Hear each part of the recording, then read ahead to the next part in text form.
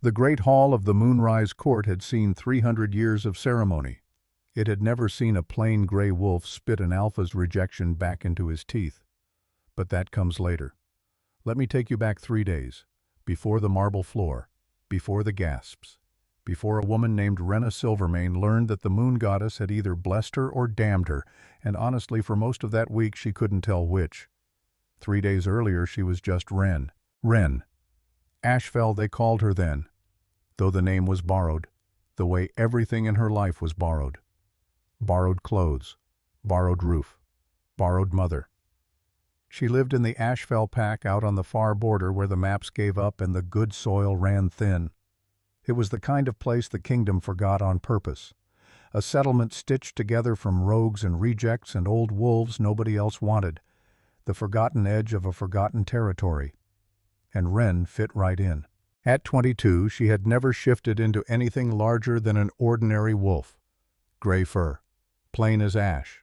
No golden bloodline shimmer, no special gift, no moment where the elders looked at her twice. Her wolf was small and quiet and gray, and so was she, and she had made a kind of peace with that. The peace you make when you stop expecting the world to notice you're alive. Except somebody had always noticed. Old Petra. Petra Crane was the oldest wolf in the pack, so old the pups thought she'd been born before the moon.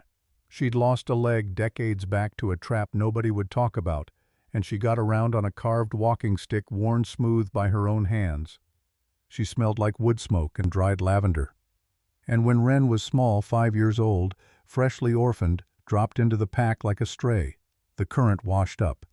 It was Petra who bandaged her scraped knees. Petra who taught her which berries wouldn't kill her. Petra who said the thing Ren carried her whole life. You're worth more than what they'll try to call you, child. Ren didn't believe it, not really, but she'd have died before telling Petra that. So there she was, on an ordinary bruised gold morning, crouched behind the cracked kitchen window of the little house she shared with her adoptive mother, watching a line of black vehicles wind down out of the hills like a funeral procession that had taken a wrong turn. "They're here for the moonstone ceremony," her mother whispered. Dagny Hale, pack leader, the woman who'd signed the papers 17 years ago that made Ren her daughter. Handsome in a hard-weathered way, with iron in her hair and something guarded in her eyes that Ren had spent her whole childhood trying to read and never quite managed. Dagny loved her. Ren knew that. She just always felt like she was loved from behind a locked door. The king himself. Dagny went on, and her knuckles went white on the windowsill. He does the mate bond revelations, once a year. He's never come this far out before. So why now? Ren asked. Dagny didn't answer, which Ren would realize much later was its own kind of answer.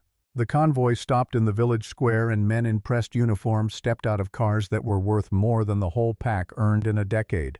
And at the center of it all, without lifting a finger, without saying a word, stood a man who bent the air around him. Alpha Kalen Voss. Even from behind a cracked window, even from across the square, Ren felt it. A warmth in her chest that had nothing to do with the morning sun. A pull. A recognition deep and stupid and undeniable, whispering one impossible word straight into her bones. Mate. She laughed. Out loud. Alone. A short, ugly bark of a laugh because the idea was so absurd it hurt. Her. Plain gray Ren Ashfell mated to the most powerful alpha in the kingdom. The goddess must have been drunk. Or bored. Or cruel. Except across the square. Kalen Voss's head snapped up, turned, locked onto the cracked window like she'd shouted his name across a canyon. And those eyes, storm gray, the color of a sky about to break, found hers. Her knees went soft. The bond flared white-hot between them, a wire pulled taut across the whole square. And for one heartbeat, one single reckless heartbeat, she saw it register on his face too. The recognition, the shock of it. And then she watched it curdle. She watched his expression shift right there in front of the whole village from stunned to something else, something colder. His jaw tightened, his nostrils flared, and what settled over that beautiful, terrible face was not wonder. It was disgust. Ren stepped back from the window like she'd touched a stove. That night at the ceremonial dinner she heard him say it. She wasn't supposed to. She'd gone looking for the kitchens to hide, and instead she rounded a corner and caught his voice low and clipped, aimed at the broad-shouldered beta who followed him everywhere. The goddess made a mistake. 4 words, that was all. I didn't even sound angry. That was the part that gutted her. He said it the way you'd send back a dish at a restaurant. The goddess made a mistake. As if the moon herself had gotten Ren's order wrong and now somebody would have to correct it. Ren didn't cry. She wanted that on the record. She stood in that hallway with her back against cold stone, and she counted her own breathing until it stopped shaking, and she did not cry. Because she was used to it. That was the awful thing. She'd been called a mistake her whole life. She'd just never heard it said so beautifully. For 2 days she watched him. She watched Kalen Voss move through her ragged little pack like a king touring a slum. She watched him charm the unmated daughters of visiting nobles' girls with pedigrees and silver-touched fur and gifts that made the air spark when they laughed. Girls who'd make a suitable mate for a wolf of his standing. She watched him be warm and easy and golden with all of them. And she watched the other thing too. Because Ren had always been good at watching. When you're invisible, you learn to see. She saw the way his hands curled into fists when she passed too close. The way his eyes tracked her across a room when he thought she wasn't looking. The way the bond flared and his breath caught just slightly just for a second before he clamped it down and turned away and found someone prettier to talk to. The bond was real.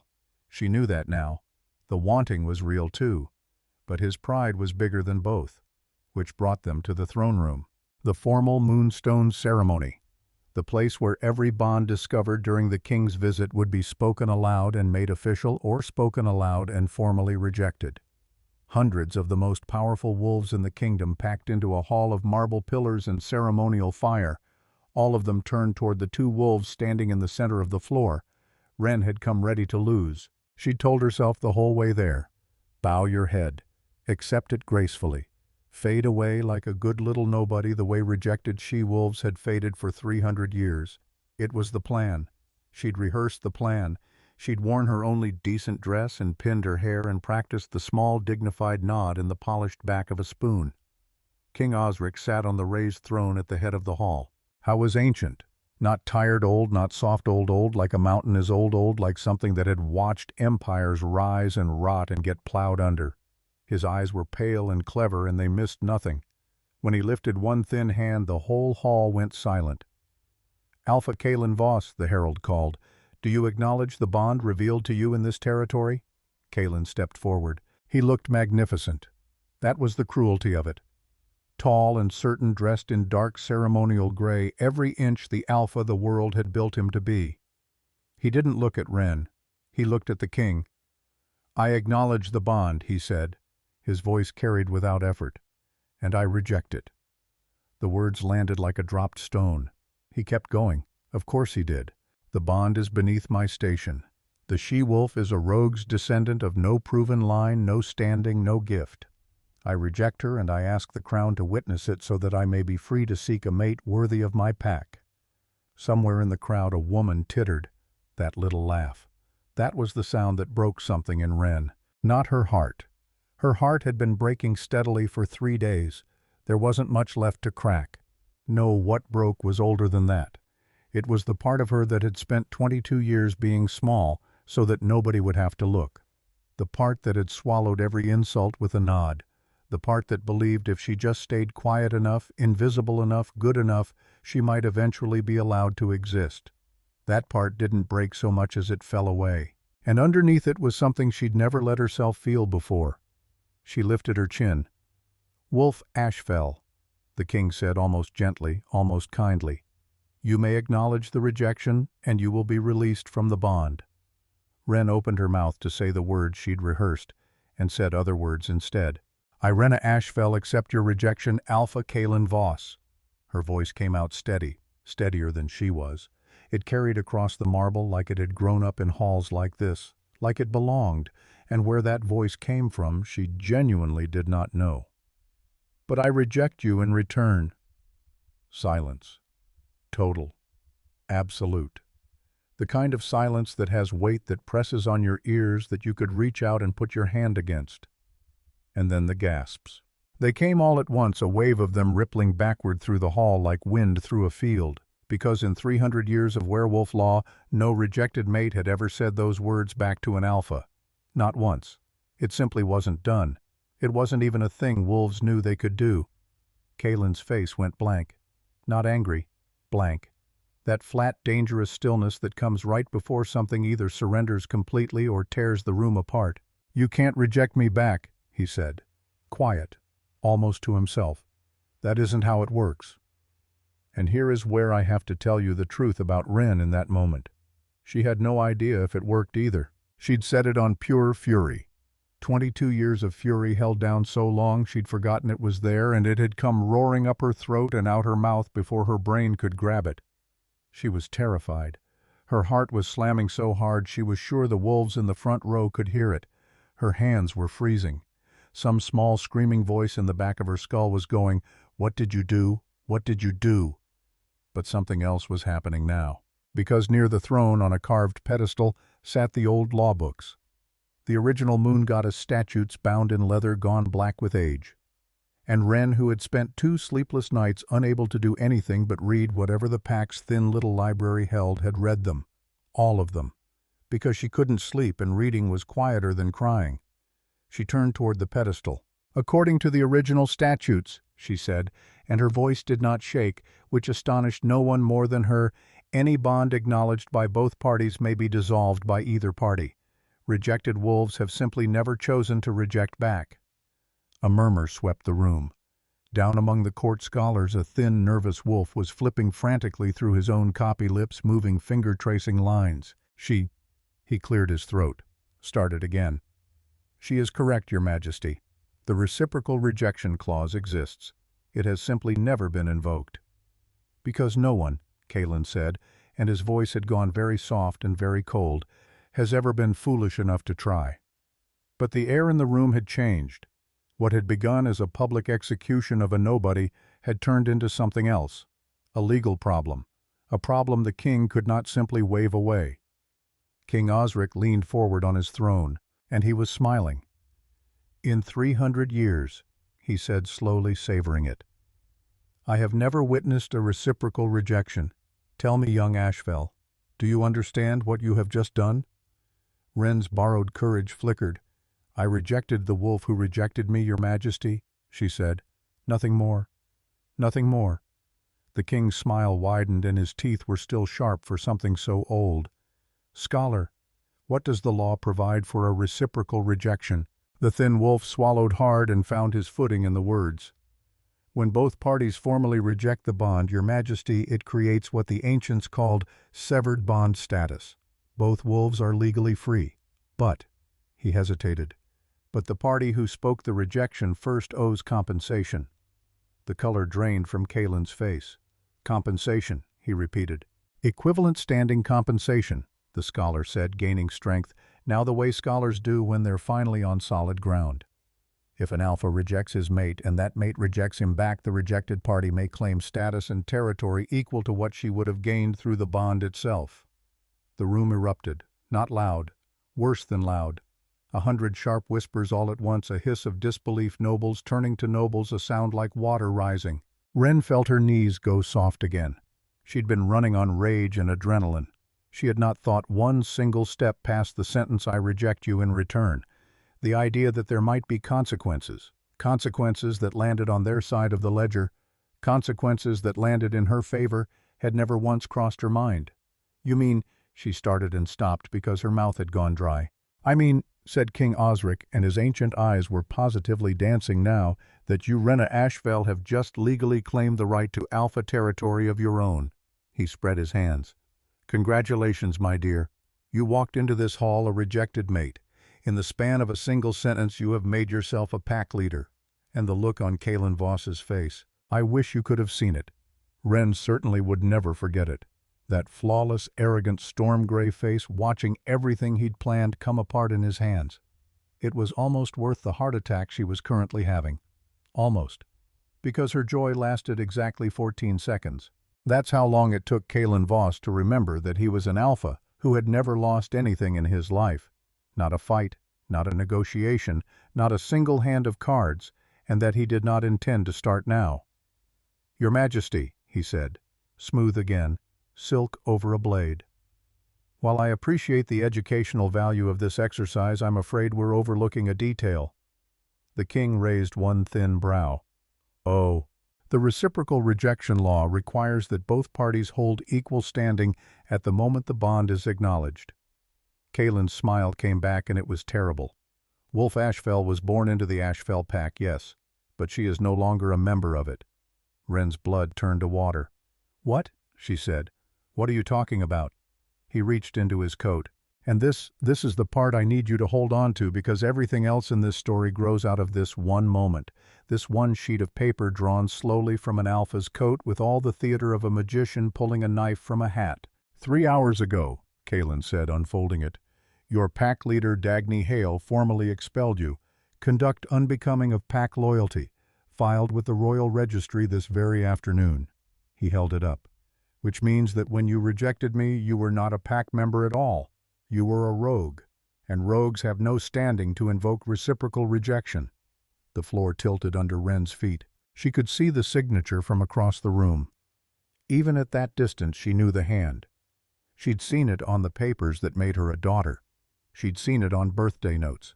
She'd seen it 1,000 times. Dagny's signature, at the bottom, authorizing her exile 3 hours ago. Which meant it hadn't been a spontaneous humiliation. It had been arranged, planned, orchestrated before Wren ever walked through the doors, while she was upstairs pinning her hair and practicing a dignified little nod in the back of a spoon. Slowly she turned, and there near the back of the great hall, standing among the visiting wolves, was Dagny Hale, crying, silent tears running down that hard-weathered face. But she didn't step forward. She didn't cry out that the paper was a forgery, didn't demand it be struck from the record, didn't say a single word to save her daughter. She just stood there weeping, letting it happen. "The expulsion is properly filed," the scholar confirmed after examining the paper, and his voice had gone soft with something that might have been pity. "Sealed, witnessed, 3 hours and 11 minutes ago. Which means," Kaelin said, and there it was, the triumph unhidden now, "that Wolf Ashfell's rejection carries no weight. She spoke as a rogue. Rogues cannot invoke mate law.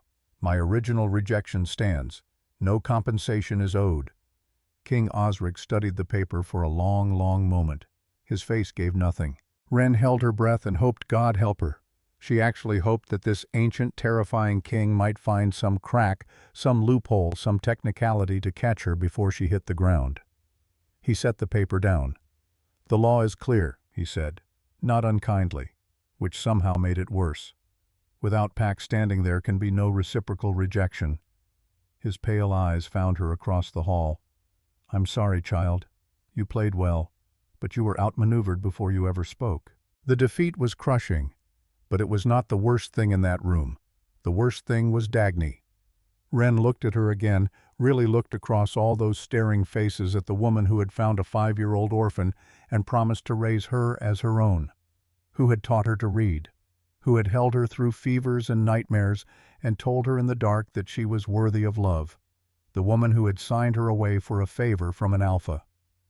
"Why?" Wren said. Just that. One word.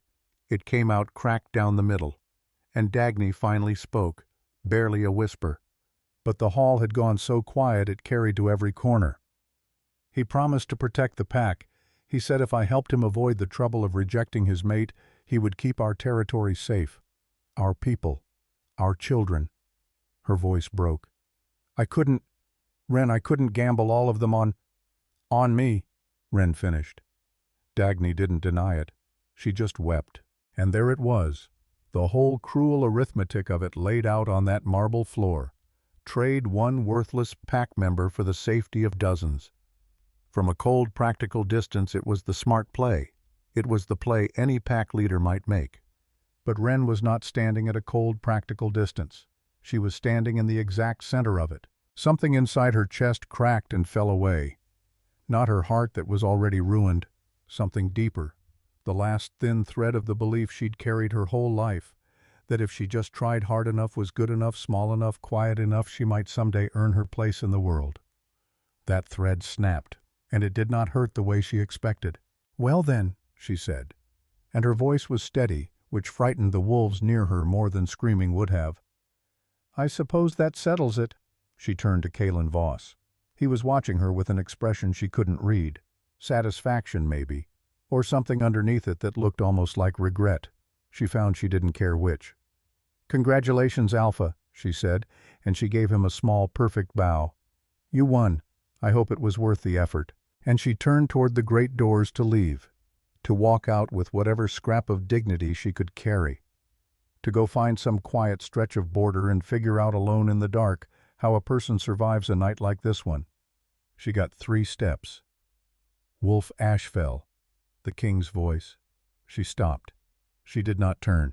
She was too tired to feel hope, too hollow to feel fear. Whatever was coming, she'd take it standing. Before you go, King Osric said, and there was a new note in his ancient voice now, anticipation sharp and delighted, the sound of a man who has been bored for a very long time and has just been handed a gift. There is one more path open to you, if you have the stomach for it. Slowly Ren turned back. The right of challenge, the king said. The scholar's head jerked up. Your Majesty, any wolf wronged by an alpha, the king went on, ignoring him, leaning forward, savoring every word, may invoke the ancient right to challenge that alpha for dominance. Single combat. No weapons, no assistance, no mercy. His eyes glittered. Win, and you take everything you would have won through reciprocal rejection, the territory, the standing, all of it. And lose? Ren asked. Her voice came out smaller than she wanted. Across the room, Kalen Voss answered for the king. And his voice, this was the strange part, the part she'd turn over and over in the sleepless nights to come. His voice was not gloating, it was tight. Lose, he said, and you die. Precisely, said the king, delighted. Combat within 7 days. The challenged party chooses the time and the manner. Winner takes all. He settled back into his throne like a man in a theater box. So tell me, Wolf Ashfell, do you have the courage to issue such a challenge? Or will you walk out that door and live the rest of your days knowing you let them destroy you without lifting a claw? The hall held its breath. Even Dagny had stopped crying. She stood frozen, wide-eyed, staring at Ren with an expression of pure, dawning horror. And Ren looked around the room, at the noble wolves who had never gone hungry a day in their gilded lives, at the powerful alphas born into their strength like a birthright, at the courtiers who served at the pleasure of kings and had never once, not for a single night, had to wonder whether they'd have a home in the morning. Not one of them understood. Not one of them knew what it was to have absolutely nothing left to lose. But Ren did, and she was about to show them.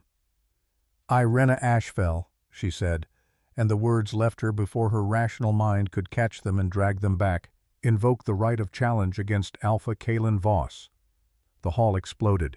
Half of it gasped. Half of it burst into frantic whispering, and somewhere in the back someone actually laughed, a high, disbelieving sound that cut through the chaos like a blade, because the idea of it, plain gray, Ren Ashfell challenging the deadliest alpha in the kingdom to single combat, was so absurd it could only be a joke. Kalen stared at her like she'd sprouted a second head. You cannot be serious. Dead serious, Ren said, and the terrible thing, the thing she'd never be able to explain to anyone, was how calm she felt saying it.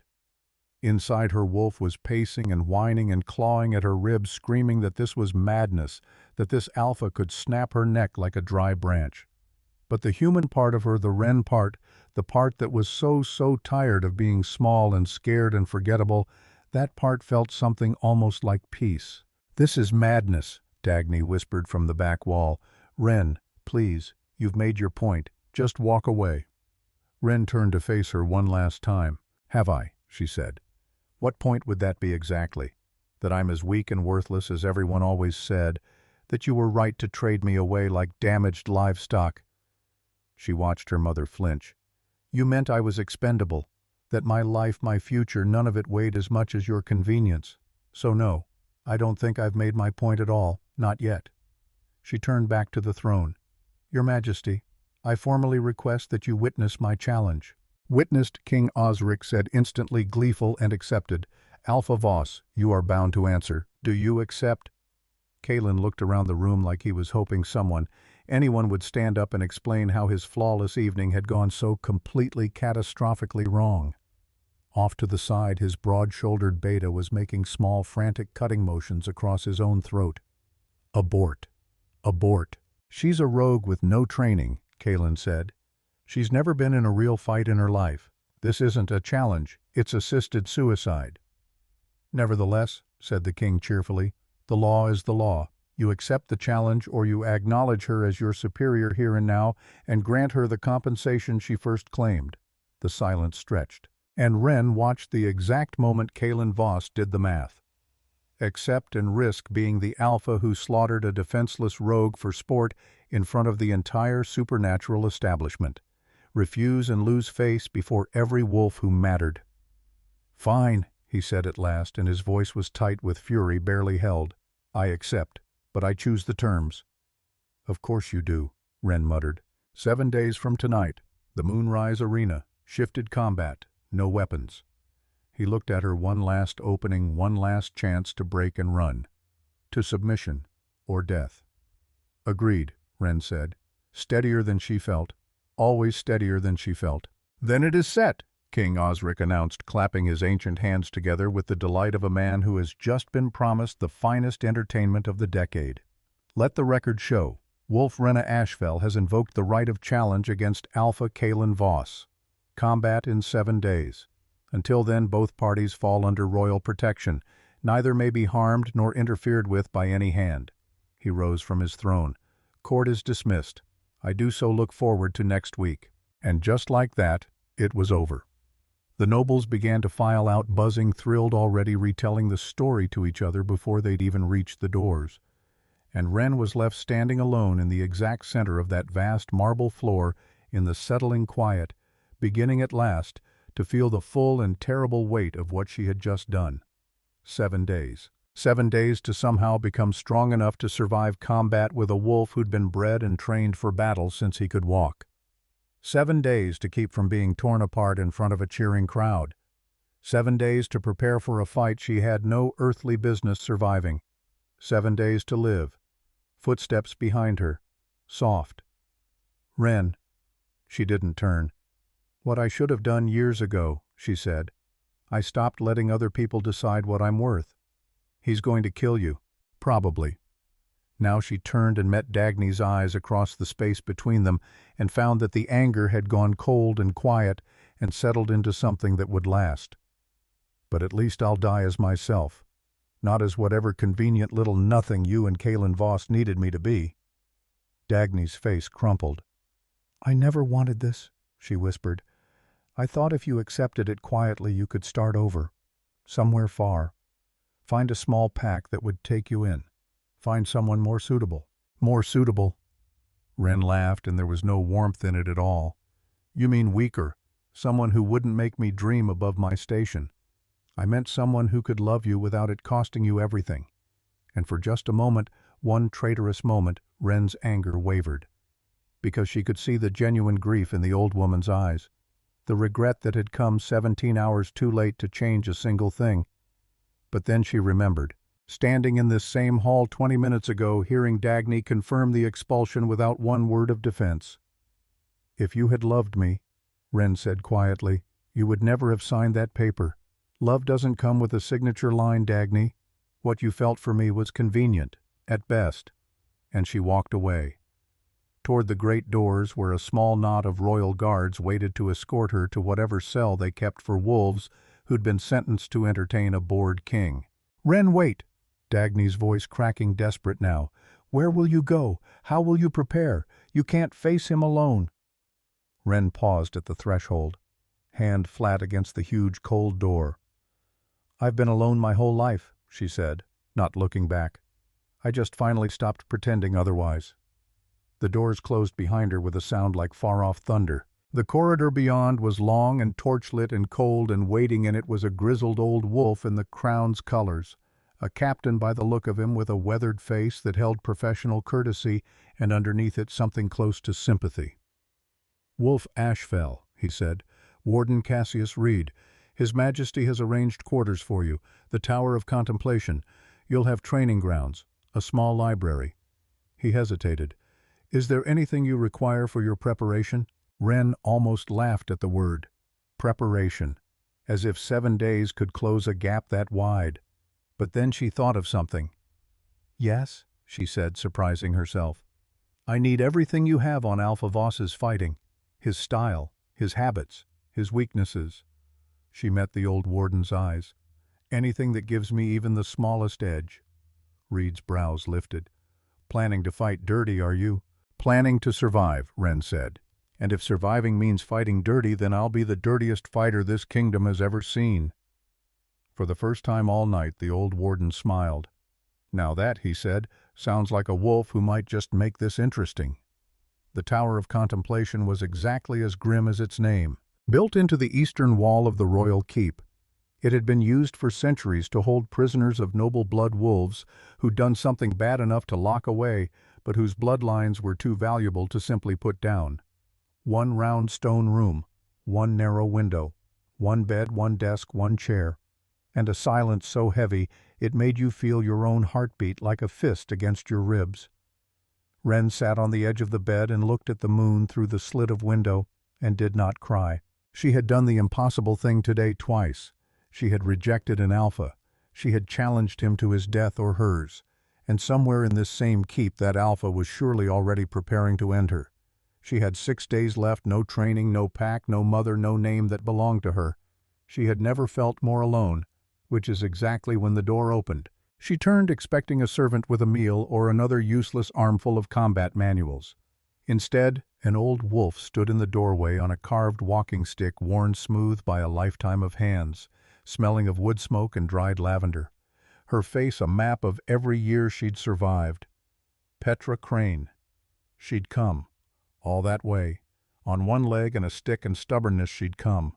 "I couldn't stop them, child," the old woman said, and her voice shook and her eyes shone wet in the torchlight. "I'm too old to fight for you. I can't lift a claw in that arena." She crossed the little room slow and certain and lowered herself onto the edge of the bed beside Ren and took Ren's cold hand in both of her warm, papery ones. "But I'll be here," Petra said. "Every day of these 7, I'll be here." And Ren, who had not cried through the rejection, nor the betrayal, nor the challenge, nor the walk to this cell. Ren finally broke.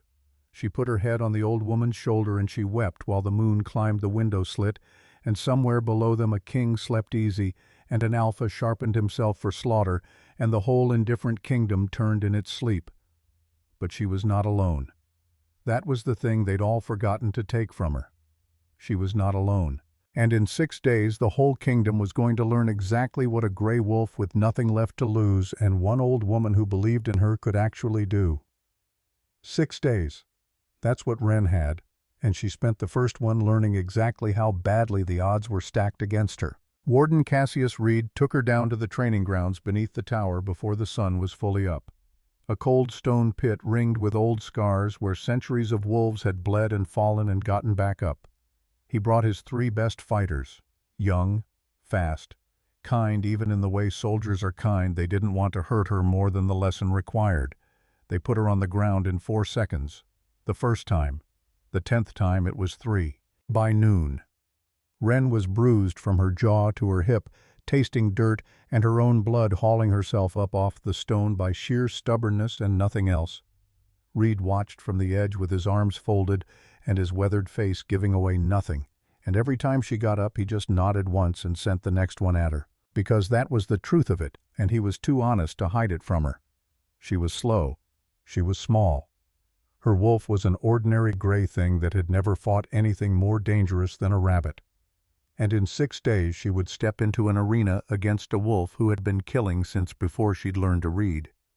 "Again," Reed said, and she got up, and she went down, which is more or less how the whole first day went. And the second. Petra sat on a stone bench at the edge of the pit, through all of it wrapped in a wool blanket against the cold, saying nothing, just being there the way she'd promised. And every time Ren caught her eye, the old woman would give her the smallest nod. "Not you're doing well? Nothing so foolish as that. Just I see you. Keep going." It was, Ren thought, the only thing keeping her upright. Until the 3rd night, when everything she thought she knew about herself came apart. She was alone in her cell, staring at the ceiling, cataloging bruises when the knock came. Soft, almost apologetic. She expected Petra, she got something else entirely. The woman in the doorway was ancient, not tired old, not soft old, but old, the way a standing stone is old, like something that had watched the world change and refused to change with it. Silver hair braided through with small dark stones and slivers of bone. Eyes that held too much. When she moved into the room, she moved like water finding its level, like the floor was hers and always had been. Behind her, Warden Reed dipped his head with a respect Wren had never seen him give anyone. "Wolf Ashfell," he said, and even his voice had gone careful. "May I present Elder Sibylla Thorne, keeper of the old ways, advisor to 3 kings before this one." Wren scrambled up off the bed, because she knew that name. Everyone did. Sibylla Thorne was less a person than a rumor. The last of the old shamans, the ones who remembered magic from before the great silencing, back when wolves had power beyond just changing shape. Half the pack thought she'd died a century ago, the other half thought she'd never been real. Elder Wren managed. Forgive me, I don't know how to properly—" "Child." Sibylla lifted one hand and Wren's words dried up. "In a handful of days you are going to die. Unless something changes and changes greatly. We do not have time for manners." She lowered herself into the single chair like it was a throne. Reed took up his post at the door, and it was clear he meant to stand guard against the whole world if he had to. "I've come to make you an offer," the old woman said, "the kind that could save your life, if you're brave enough to take it." Wren's heart began to pound. "What kind of offer?" "The kind your great-grandmother would have understood." Something moved in those ancient eyes reflecting the candle. "Tell me, Wren, what do you know about your bloodline, your real one? Not the story about failed warriors and forgotten rogues. The true one." Wren sat down hard on the bed. Nothing," she said. "Dagny found me when I was 5. I don't remember anything before that. Not really. Just flashes, fire sometimes, a song I can't place." "Of course you don't remember." Sibylla leaned forward and studied Wren's face with an intensity that made her want to look away. Memory suppression was woven into the binding, but bindings weaken child, especially under great grief, great fear. Her voice softened only slightly. "Tell me, these past days, have you had dreams? Flashes of things that feel like memories but couldn't possibly be yours?" Wren's mouth went dry. Because she had. A woman with silver hair lifting her toward a sky full of stars. A man with eyes like starlight teaching her to call wolves down from a mountain. And fire. Screaming. Someone shoving her hard into the dark of a cave, gasping words about protection and blood and hide. "Little one, hide until you're strong." "How?" Wren whispered. "How did you know that?" "Because I cast the binding myself," Sibylla said. 17 years ago, at the request of a dying woman who wanted to protect her granddaughter from the wolves who would have killed her for what she carried in her blood. The room seemed to tilt. "Your name is not Rena Ashfell, child." The old woman's voice was gentle now, and somehow that made it worse. "It's Rena Silvermane, last surviving heir of the Silvermane line, the moon's crown." And every strange dream Wren had ever dismissed snapped into terrible focus at once. The silver-haired woman singing in a language she'd never learned but somehow knew. The burning house. The strong hands pushing her into the cave. The voice over and over, "You are the moon's daughter. Little wolf, never forget what you are." "That's impossible," Wren breathed. "The Silvermanes are extinct. Everyone knows that. They were wiped out in the purge. Every last one. Everyone knows what we needed them to know." Sibylla's eyes glittered. "Your great-grandmother was Queen Seraphina Silvermane, the most powerful alpha queen who ever lived. She could command wolves across whole kingdoms, not ask, not persuade, command. She could shift into forms out of legend. She could work the old magic call storms down, see through the eyes of any wolf in her lands." A pause. "She was also wise enough to know that power like that makes you a target. So she planned. When the coalition came for her line, she'd already hidden the one child they'd never think to look for." "Me," Wren said. "Numb. You, 5 years old, the sole survivor, hidden behind a binding that would smother your gifts until you were old enough to survive claiming them." The old woman folded her hands. "And that binding is beginning to crack, Wren, which means very soon you'll need everything it's been holding down." Ren sat there with her whole life rearranging itself inside her skull. Some secret princess. That's what she was supposed to believe now. Her, the Grey Wolf, the mistake. "If I'm so powerful," she said, and her voice cracked, "why have I never felt any of it? Why am I still just—" "Because power without training is only dangerous potential," Sibylla said, "which brings me to the offer." She stood and moved to the window and looked out at the moon climbing the eastern sky. "I can break the binding, give you your full heritage, everything your blood should have granted you from birth." "What's the catch?" Ren said. Because there was always a catch. She'd learned that much for free. The old woman turned, and the smile she gave showed teeth that were just slightly too sharp to be entirely human. "Clever girl. The catch is this. 17 years of suppressed power released all at once will either kill you or remake you into something the world has not seen in 100 years.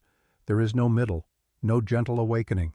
You survive the crossing and become what you were born to be, or you die screaming in the attempt. And if I don't take it, then you face Alpha Voss with the gifts of an average rogue, and you die roughly 30 seconds after the fight begins." Laid out like that, it hardly felt like a choice at all. But before Ren could answer, before she could even find the shape of the words, there came a second knock at the door, even softer than the first, and what walked in changed everything all over again. She was young Ren's own age, more or less, and she was beautiful in the effortless way of high-born wolves. Golden hair, fine bones, eyes the color of shadow under a forest canopy.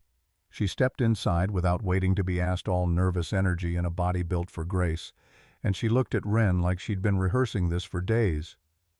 "Wolf Ashfell," she said. "My name is Rhiannon Frost. I was meant to be Kalen Voss's mate. The arranged one, before you complicated everything." Ren blinked, because she'd heard the whispers. Rhiannon Frost, daughter of a Western alpha blessed with beauty and connections, both the sort of perfect match powerful families arrange for their heirs the way they arrange land. "I'm sorry," Ren said on reflex, then caught herself. "No, I'm not. You're better off without him." Rhiannon's laugh was short and bitter. "That's actually what I came to tell you." She glanced at elder Sibylla, hesitated, and pressed on anyway. "You're not the first mate he's rejected, Ren. You need to understand that. You are not the first." The room went very still. "What do you mean?" Ren said. "I mean, Kalen and I have known each other since we were pups. Our families always assumed we'd mate, good blood, good borders, all the tidy political advantages. But when we came of age and no bond appeared, my father pushed for an arrangement anyway, a treaty dressed up as a marriage." Her hands twisted together. "Kalen went along with it, right up until 3 months ago, when he met his true mate, during a border negotiation." Ren felt something cold settle in her stomach. "Ah, Beta," Rhiannon went on, "from the southern packs. Her name was Elowen Marsh. The bond hit him like lightning. Everyone saw it, everyone felt it, stronger than anything he'd known." Her voice went flat. "And he rejected her, publicly, said she wasn't suitable for an alpha of his standing, and she accepted it, quietly, like a good little wolf, and then she went into exile." "What happened to her?" Ren asked, and Rhiannon Frost went quiet, too quiet. She looked at the floor, she looked at the window, she looked anywhere but at Ren, and when she finally spoke, her voice had dropped to almost nothing. "That's the thing I really came to tell you," she said, "and I need you to hold on to something before I do." She reached into her coat and drew out a small, worn leather journal. "This was Elowen's. She left it behind when she went into exile. I've had it 3 months, and I've read it enough times to know it by heart." She held it out. Ren took it. It was warm from being carried against a body and heavier than a thing that small had any right to be. "Read the last entries," Rhiannon said, "and then ask yourself why a woman who accepted her rejection so gracefully, who did everything right, who caused no trouble, who simply disappeared the way she was supposed to." Her voice finally broke. "Why no one has seen or heard from Elowen Marsh in 3 months. Why her family stopped receiving letters. Why when I asked at court where she'd been sent, 3 different officials gave me 3 different answers, and then a 4th official told me to stop asking." The cell went cold. Ren looked down at the journal in her hands. "She's dead," she said. It wasn't a question. "They don't exile them," Rhiannon whispered. "That's the secret. That's what nobody says out loud. The quiet ones. The ones who accept it gracefully and fade away like they're supposed to, they don't fade anywhere. There's no small welcoming pack in some far green valley. There's a system, Ren, a machine, built to make inconvenient wolves disappear so cleanly that nobody ever thinks to count them. And in that moment, everything Ren had understood about the world she was fighting turned over and showed its underside.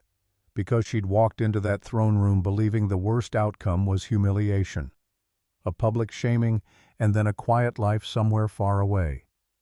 That's what Dagny had promised her. Start over. Find a small pack. Find someone more suitable.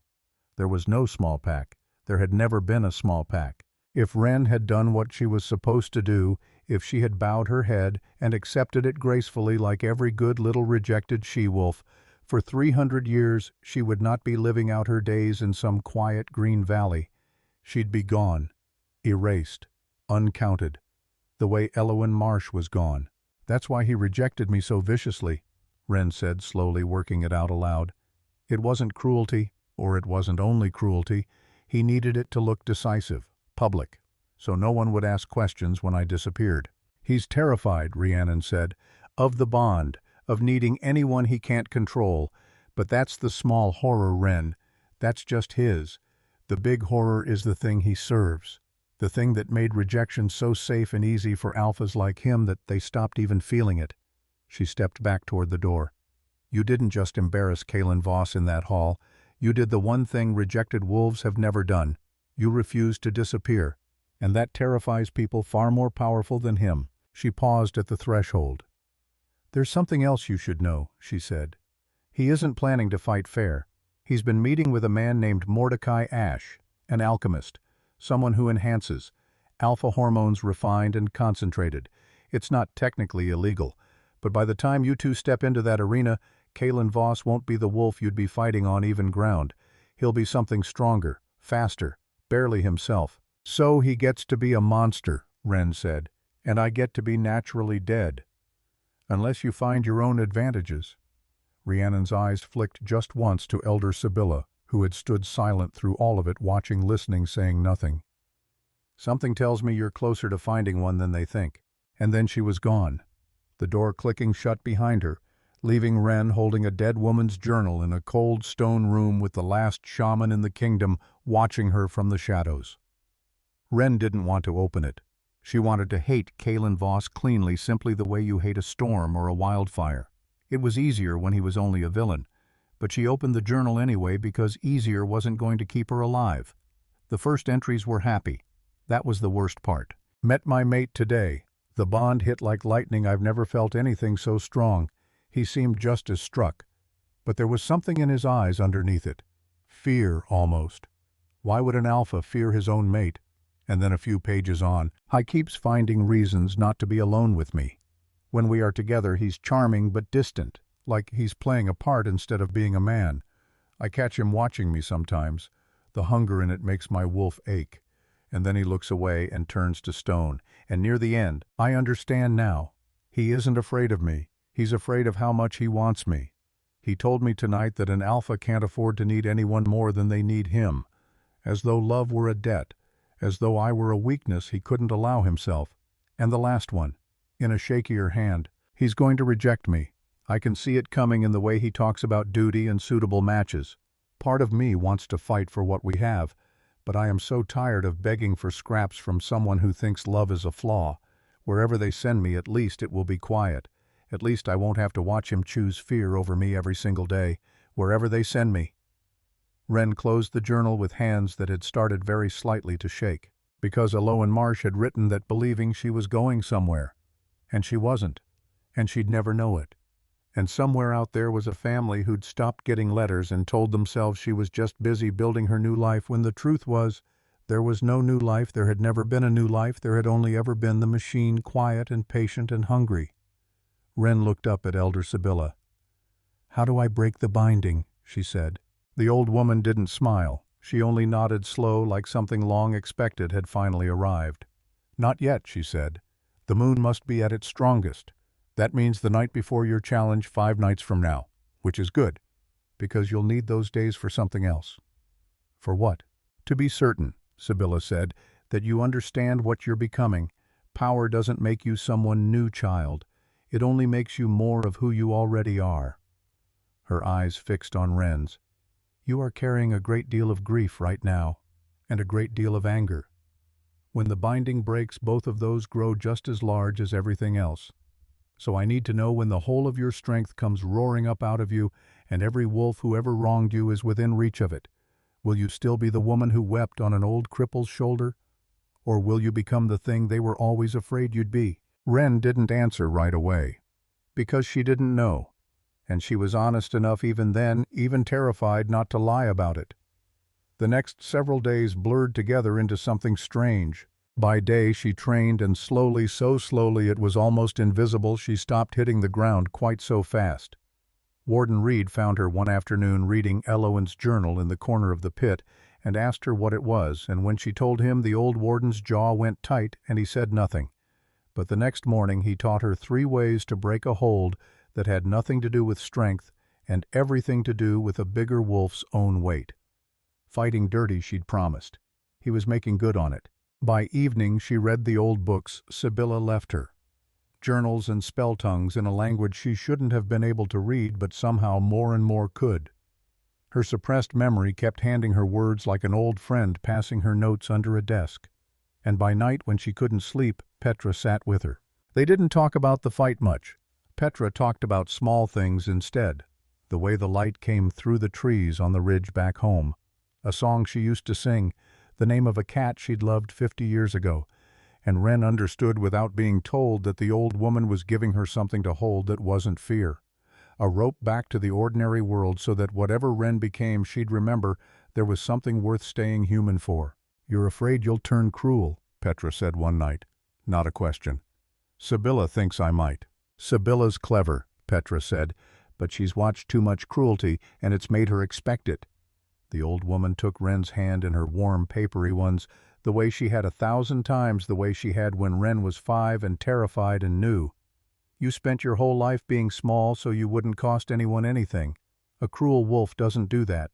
A cruel wolf takes. You've only ever given." She squeezed. "Whatever you become, child, you'll still be the girl who tried to be small enough not to be a burden. I'd stake my old bones on it." It was, Ren thought later, the truest thing anyone said to her that whole terrible week. But the world was not done with her yet. On the 6th night, one night before the awakening, 2 before the fight, Ren woke from a dream of fire with her ears ringing and something wrong crawling under her skin. The binding was cracking on its own now. She'd known it would. Sibylla had warned her. And with each hairline fracture something leaked through. Not memory this time. Sense. Awareness. She lay in the dark and realized slowly with a rising dread that she could feel the keep around her. Wolves sleeping in distant rooms. Their heartbeats. Their dreams almost. A whole living map of the place unrolling in her mind whether she wanted it or not. And in the middle of that map, in the royal wing, a knot of wolves who were very much awake. Ren shouldn't have been able to hear them. She was a tower and 3 walls away. But she could. "Cannot allow a Silvermane to survive." A hard, dry, grinding voice. Old. "You all understand this. If she defeats Voss, she has a legal claim to his lands and his standing. If she dies fighting him, she becomes a martyr that every rejected wolf in the kingdom rallies around. Either way, she destabilizes everything we've built. Either way, the girl dies. But it must look natural." A second voice, colder. "An accident in the ring. A weak heart giving out under a fight above her strength. Silver dust in the combat circle." A third. "I have men among the arena crews, enough to weaken her wolf, enough to make a killing blow land that might not otherwise. And if she proves harder to kill than we expect." That was a fourth voice, thin, ancient, unmistakable. King Osric. Ren's blood went to ice. "Then the galleries," said the first voice, the dry one, the old one. "Crossbows, dressed as rogue hunters. Let it look like an attack from outside. The kingdom mourns a tragedy, and the last of the Silvermane blood dies with the girl, and no one is ever the wiser." They'd never meant to let her live. Not if she won. Not if she lost. The challenge was a stage, and she was already marked for the grave before the curtain ever rose. Everything, the law, the terms, the royal protection, all of it was theater, and she was the only one who hadn't known the ending. But that wasn't the worst of it. Because Wren, straining every new woken sense, she had reached toward that dry old grinding voice, the one giving the orders, the one who wanted her dead most of all, and something in it snagged on a memory. The binding had almost but not quite buried. Fire. A house on fire. Screaming. Her grandmother's voice shouting, "Run, little one, run," and over the roar of the flames a wolf's voice. Cold. Certain. Giving orders in a courtyard full of the dead. That voice. That exact voice. Older now. Drier. But the same. The wolf who was at this very moment calmly arranging her murder in a royal chamber was the same wolf who had stood in the ashes of her family 17 years ago and given the order that made her an orphan. Alpha Corvus Stone. He had killed them all. Her mother, her father, her grandmother the queen. He had burned the Silvermane line down to a single 5-year-old they'd never managed to find. And now here he was again. Same voice, same cold certainty, same job to finish what he'd started. To close the last small gap in a genocide 17 years old. Wren lay in the dark and shook, not with fear, with something else. Something that rose up her spine like heat, like the crack of the binding widening, like her wolf lifting its head after a lifetime asleep. Something that whispered his name back to her, Corvus Stone, and promised in a voice that was hers, and also not hers, also older, also crowned, that he would answer for every one of them. "Let them fear us," the whisper said. "Let them learn what it costs to corner a Silvermane." And that was the moment Wren understood exactly what Elder Sibylla had meant. Power doesn't make you someone new. It makes you more of who you already are. She had 2 days left. One awakening that would probably kill her, and a fight rigged 3 ways to make certain of it. She now knew the man who'd murdered her family, and she could actually feel humming in her half-woken blood how easy it would be to let the anger have her, to become the storm, to burn them all down the way they'd burned her people and call it justice and mean it. It would be so easy. And in the next room an old crippled wolf slept with a walking stick propped against the wall, having sat with her every single day, asking nothing, giving everything, whispering, "You're worth more than what they'll try to call you." Wren closed her eyes. She had a choice to make. Not tomorrow in the ritual, not the day after in the ring. Now, tonight, in the dark, with her whole life cracking open and something enormous and terrible and beautiful rising up to fill the space.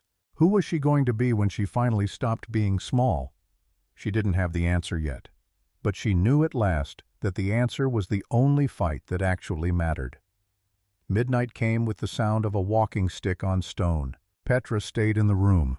Sibylla had said no. The awakening was no place for the frail. The raw magic could stop an old heart cold. And Petra had looked at the last shaman in the kingdom, 1 crippled leg and 80-odd years and a stick worn smooth, and said, "Then I'll die in good company." And that was that. Nobody argued with Petra Crane twice.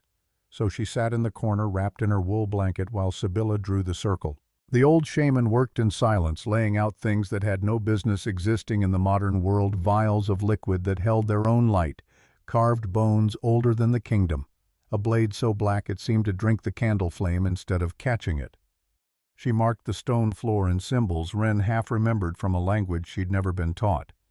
And when the moon reached the top of the window slit and poured its cold silver into the room, Sibylla turned. "The crossing has 3 stages," she said. "First, I break the binding. It will feel as though your skin is being pulled off from the inside. Second, your true wolf comes. This may go beyond any shift you've known. Your great-grandmother's form was not a thing of nature. Most who reach this stage lose consciousness from the pain." A pause. "And the third stage is when your mind meets your power. If it cannot hold, if the grief or the rage or the sheer size of it breaks you, then I will have to end you myself, before you can harm anyone. Do you understand what I'm telling you, child?" "You'll kill me," Wren said, "if I go wrong." "I will," Sibylla said. "It's the price of my offering it at all." Wren looked at Petra in the corner. The old woman didn't tell her to be brave. She didn't say it'll be all right because it might not be. She just held Wren's eyes and put one warm, papery hand flat against her own chest over the heart and left it there. "I'm here. Come back to me." Wren stepped into the circle. "I'm ready," she said. She was not ready. Nobody is ever ready for a thing like that. But she said it and she meant it, which is a different and braver thing. The first cut opened her forearm, and the blood that welled up gleamed like liquid starlight in the moonbeam, and Sibylla began to speak in the old tongue, and the very air started to hum, and then the binding broke. There is no honest way to describe what that felt like, so I won't insult you by pretending. Wren screamed. She'd promised herself she wouldn't, and she did, because 17 years of caged power tore loose all at once, and it felt like her bones were being unmade and rebuilt in the same breath. And with every fracture the memories came flooding back sharp and whole and terrible. Her grandmother's silver braid catching firelight, her father's laugh, a lullaby in a language that was hers. All of it, all the years. The binding had swallowed poured back into her in one merciless wave. "Stage 1 is done," Sibylla said from very far away. "Your bindings are gone. Can you hear me, child?" Wren tried to answer, and what came out was neither word nor howl. "Stage 2 now. Don't fight it." And her true wolf came. It started in her bones. Wren had shifted 1,000 times in her life, and it had always been easy, natural, quiet as breathing. This was nothing like that. This was her skeleton being rewritten, her whole shape reforged in cold silver fire, and when the wolf finally stood, it was not the small gray thing she'd carried her whole life. She was enormous, twice the size of any wolf that had ever walked the border. Her fur ran silver into black and back again like moonlight moving on water, and her eyes burned from within, and when she threw back her head and howled, every pane of glass in the tower shattered at once. Petra in the corner did not flinch, but it was the third stage that nearly finished her, because as her mind reached out to meet her power, Wren's awareness exploded outward past the walls, past the keep, past the arena grounds, until she could feel every wolf for miles, their heartbeats, their fear, their dreams. And their fear was of her word had spread, and half the powerful wolves in the kingdom were camped nearby to watch her die, and every one of them in their sleep was afraid. "Good," said the whisper, the old, crowned, not quite hers voice. "Let them fear us. Let them remember what a Silvermane can do." And the whisper had a shape now. It had a name it wanted to say. Corvus Stone. It reached toward the royal wing where the wolf who'd murdered her family slept easy behind guarded doors, and it showed her in one seamless, seductive vision exactly how simple it would be. To walk in there tonight, to take the whole kingdom by the throat, to burn them down the way they'd burned her people and call the ashes justice. Her mind began to come apart at the edges. She could feel it happening. The Wren of her slipping, thinning, dissolving into something vast and cold and righteous that would not weep for anyone.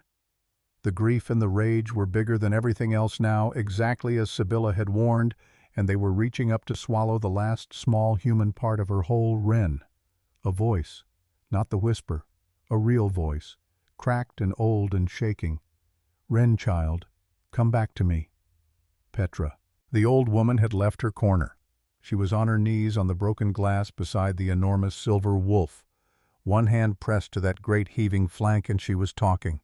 Not commanding, not chanting, just talking the way she'd talked all those sleepless nights about the light through the trees on the ridge, about the song, about the cat she'd loved 50 years gone, about a 5-year-old with scraped knees who'd needed bandaging, about worth, about all the worth in the world that has nothing to do with power. And Sibylla was there too, but Sibylla had gone gray, because the old shaman had seen it, the mind unraveling, the crossing about to fail, and she'd made a choice she hadn't told anyone she might have to make.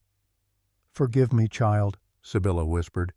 "This part I did not warn you of, because I hoped I wouldn't have to." She pressed both hands flat against the great wolf's skull, and she gave. Not magic, not spell, herself. The last of a life, measured in centuries, the whole banked fire of it poured down through her hands and into Wren like a rope thrown to a drowning swimmer.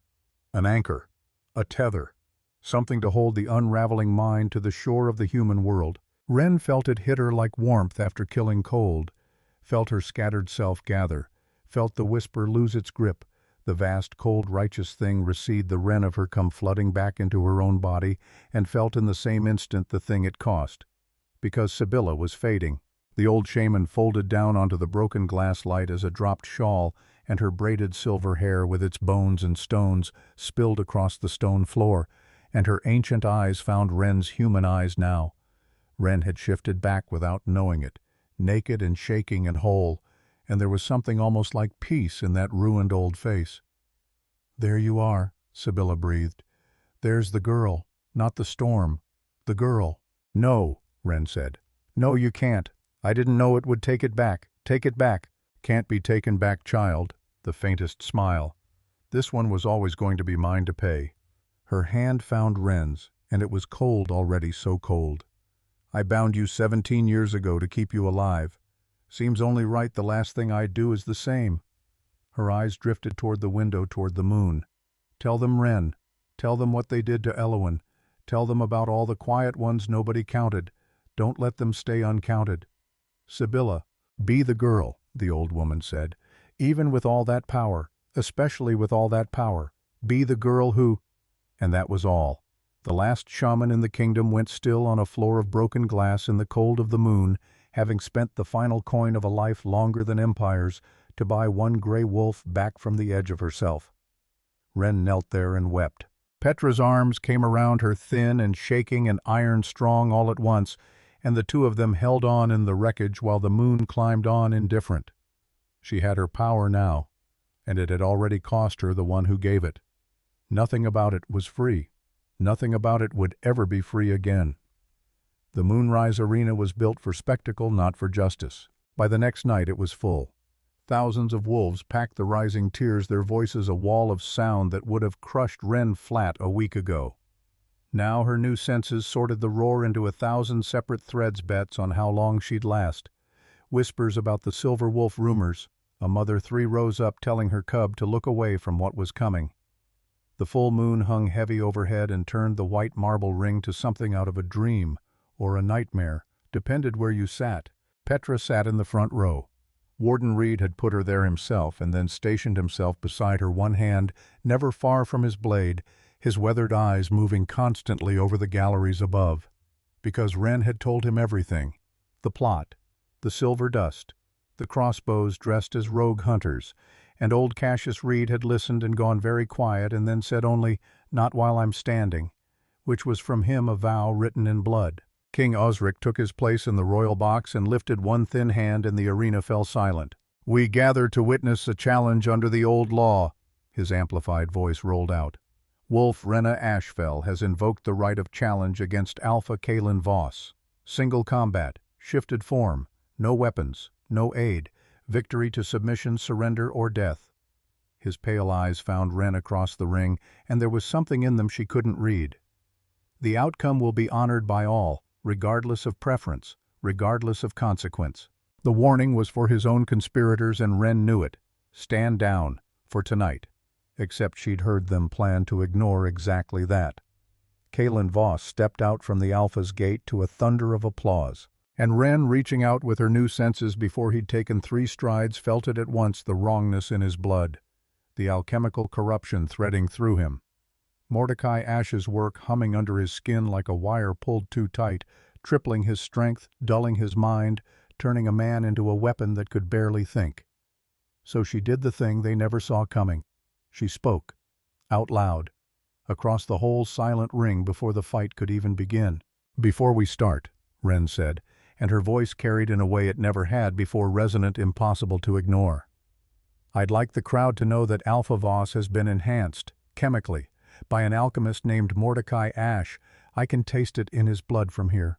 She turned slowly, addressing the tiers, the box, all of them. "So either he fights me clean, or the crown admits in front of every wolf in this arena that this challenge was rigged before I ever set foot in it." The arena erupted. King Osric's face did not move, but Ren watched his ancient mind work behind those pale eyes, watched him weigh a public scandal against a private plan, and watched him choose, because he had no choice, the scandal he could survive. "The challenge will be fair," he said tight. "Alpha Voss, you will be purged before combat or you will forfeit."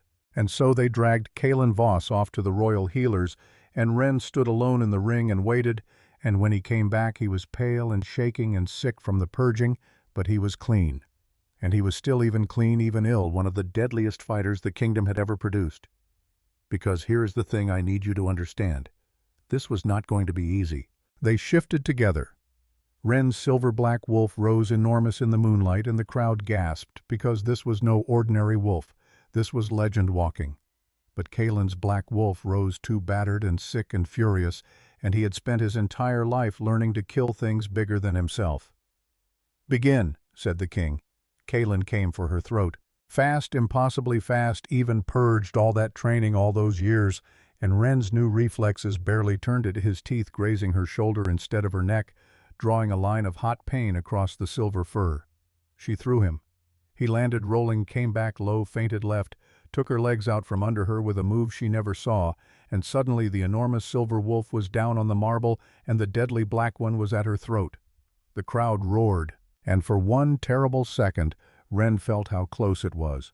All that power, and she still didn't know how to use it, a week-old strength in a body she barely understood against a lifetime of lethal skill. Her mind flailed. The whisper offered itself again, cold and easy. Let go. Let the storm have him, stop holding back. But she remembered Sibylla gone gray on the broken glass. Be the girl, even with all that power. So she didn't reach for the storm. She reached for the 3 dirty tricks a grizzled old warden had taught her in a cold stone pit, and she used the black wolf's own lunging weight against him exactly the way Reed had shown her, and she rolled and heaved and threw him off, and this time she rose to her full towering height, so the whole arena could see her, the last silver-mane silver fire in her eyes, magnificent and terrible under the full moon. Kalen circled, bleeding, wary. The easy kill he'd been promised was gone. This was something else entirely, and he knew it. And that's when the plot broke its cover, because Corvus Stone had never meant to leave it to a fight. From the high galleries a crossbow sang. Ren heard it. Her new senses caught the bolt the instant it loosed, but she was a wolf, mid-turn too far to reach the thing flying at her heart, and there was a fraction of a second where she understood with awful clarity that after everything, after all of it, she was going to die exactly the way they'd planned, except someone moved faster than a bolt. Someone who had been watching the galleries all night with an old, iron-haired dread. Someone who had lived 17 years with a guilt too big to carry and had come to that arena knowing in the deep animal part of her that there might be one thing left she could do to set even a corner of it right. Dagny Hale. She'd come. Of course she'd come. She had sat somewhere in the crowd where Ren couldn't see, and she had watched the galleries, and when the bolt sang she was already moving out of the stands over the barrier into the ring, and she put her body between the last Silvermane and the crossbow's kiss. The bolt took her in the chest. Ren shifted back without deciding to human and screaming, catching the old woman as she fell, and the arena went from roar to horror in a single breath. "No," Ren said. "No, why would you?" Because Dagny gasped and blood came with the word, "I never should have signed it, any of it." Her hand found Ren's face, smearing red. "Corvus Stone came to me, before the ceremony. He said if I didn't expel you, if I didn't hand you over quiet, he'd burn the border camp. All of it. Every pup. Every old one." Her eyes swam. "I chose them, Ren. I chose the children. I told myself it was the only mercy left. But it wasn't mercy. It was a coward's arithmetic. And I have hated myself every hour since." "You could have told me," Ren wept. "He'd have killed you faster." A terrible smile. This way, at least I get to choose again. And this time," her breath rattled, "this time I choose you. Not the pack, not the smart play. You." "Don't," Ren said. "Don't you dare. You don't get to fix it by dying. You don't get to leave me with that." "Too late," Dagny whispered. Her hand went slack against Ren's cheek. "You were the best thing I ever. You were never a mistake, Ren. Not to the moon, not to me. I was just too frightened to say it where it counted." And Dagny Hale, who had signed her daughter away and then died taking a bolt, meant for her heart went still in the ring of 1,000 horrified faces. The whisper came roaring up in Ren then, loud, enormous. "Burn it down. Burn all of them. Corvus Stone is in this arena and you know exactly where. Take the throat of every wolf who let this happen." And she could have. That's the thing you have to understand. In that moment, kneeling in her mother's blood, she had the power to level the entire Moonrise arena. To become the storm, her great-grandmother had been the terror the coalition had committed genocide to prevent, and no wolf alive could have stopped her. Except somewhere in the front row, An old crippled woman was fighting free of Warden Reed's protecting arm, hauling herself up on a stick worn smooth by 80 years of hands, planting herself at the very edge of that killing ring. Not to run, to stand, where Wren could see her. Be the girl. Wren laid Dagny down, gently. She rose. And she did not become the storm. She became something worse for them and better for the world. She became a witness. "Corvus Stone," she said, and her voice filled the arena to its highest tier, calm and clear and carrying the weight of every wolf who'd ever been made to disappear. "Come down." Up in the galleries, the crossbowmen in their rogue hunter costumes had frozen. And among the nobles, one old wolf had gone very, very still, iron-gray, dry-voiced, ancient in his cruelty.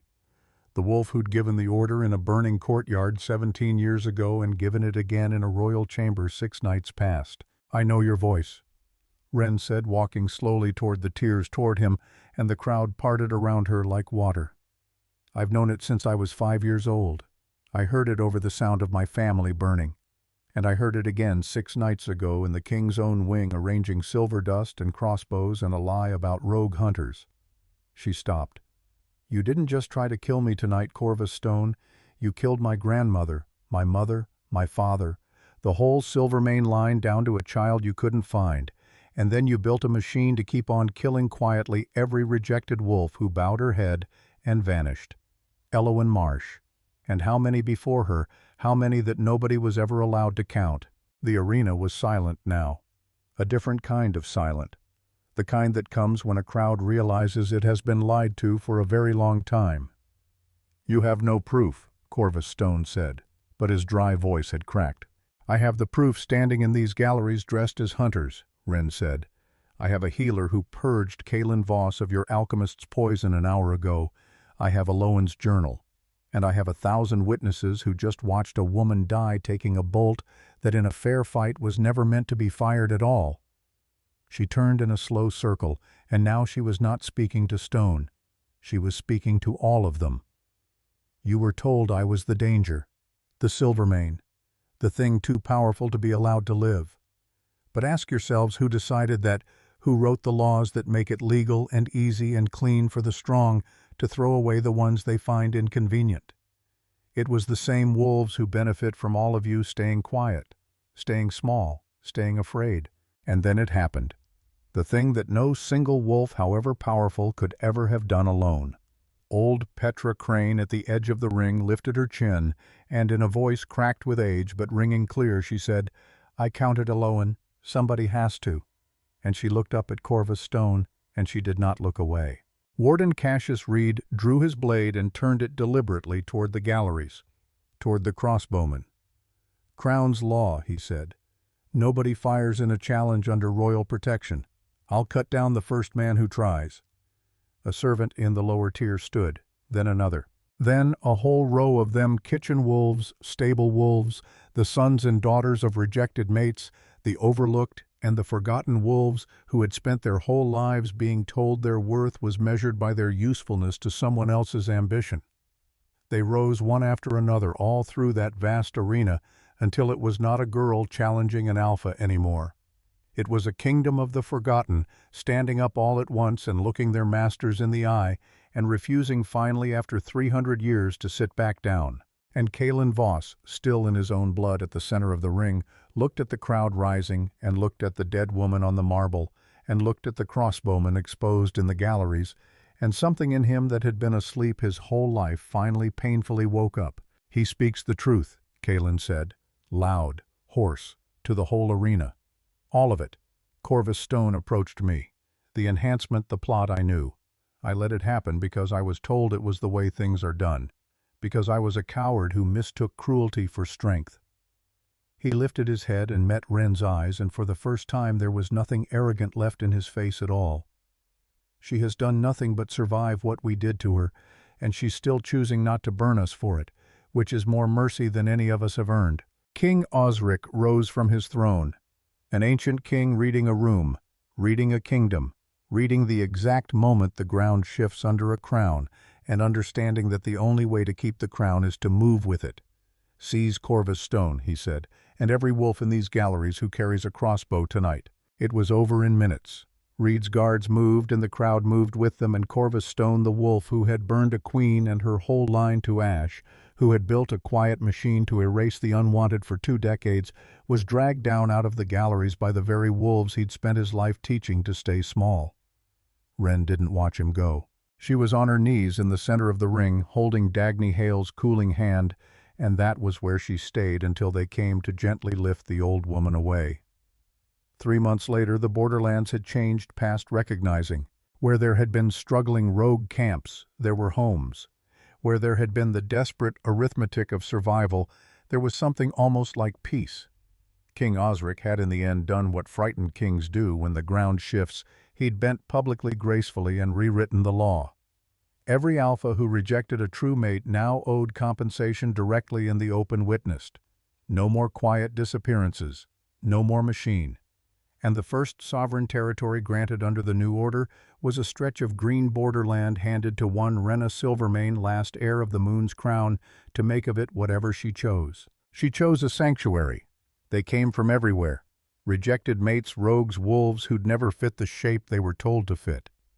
Nearly 200 of them within the season, and Wren welcomed everyone and asked nothing of them, but that they help build a place where a wolf's worth was measured by what they gave and how they treated each other, and not one thing else. It was not perfect. She'd stopped believing in perfect. There were border disputes and hard winters and old grudges that didn't die easy, but there was also a settlement full of wolves who had once been invisible, now building lives out loud where everyone could see. Kalen Voss kept his distance, which was the only wise thing he'd done in a while. Word reached her that he was running his own lands differently now. Fairly, that he'd sought out a counselor for the old rot in him, the fear that had made him a coward in a strong man's body. Whether it would ever be enough to touch the bond that still hummed quiet and unbroken between them, that Wren left to time. She'd told him only one thing the last time they spoke. "Prove it," she'd said. "Not to me, to the next wolf you're tempted to throw away, and then we'll see." It wasn't forgiveness. It wasn't a promise. It was a door left the smallest crack open, which was more than he had any right to, and they both knew it. She buried Dagny Hale on the ridge above the new settlement where the light came through the trees, the way old Petra always described it. And she buried elder Sibylla Thorne beside her, the frightened mother, and the last shaman, 2 women who had each spent the whole of themselves once and finally to buy Wren back from an early grave. One had done it in a burst in a ring in front of 1,000 eyes. The other had done it slowly over 17 quiet years, and then all at once on a floor of broken glass. Different deaths. The same love in the end. She grieved them, both, out loud. She had learned that much, that grief like worth is not a thing to be hidden to keep from troubling anyone. And Petra Crane. Petra, who'd bandaged a 5-year-old's scraped knees and sat through every impossible day and stood at the edge of a killing ring and refused to look away. Petra lived out her last seasons in a real home at last. A warm room, a soft chair by a window.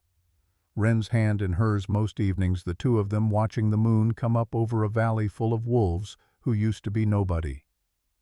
"You did it, child," Petra said one of those last nights, her voice thin as paper now. "We did it," Wren said. "You and Dagny and Sibylla and Reed and every wolf who stood up in that arena." She squeezed the old papery hand. "I couldn't have done a single piece of it alone. That was the whole point, wasn't it? Nobody's supposed to." Petra smiled and closed her eyes and held on. And Rena Silvermane sat with her in the quiet and alpha. Now a queen, if she'd wanted the word, powerful past imagining, and finally seen, not for her blood, not for her fur, not for how useful she was to anyone's ambition, but for exactly the woman she had chosen in the dark, in the fire at the edge of becoming a storm to be. The gray wolf they threw away, the one who refused to disappear, the one who taught a whole kingdom that no soul is ever too small to matter, and that the strongest thing a person can do when the whole world has handed them every reason to burn it down is to reach out instead and lift someone up and say the thing. An old woman once said to a frightened orphan on a border nobody remembered, "You're worth more than what they tried to call you. Keep going." And they did. All of them. Together.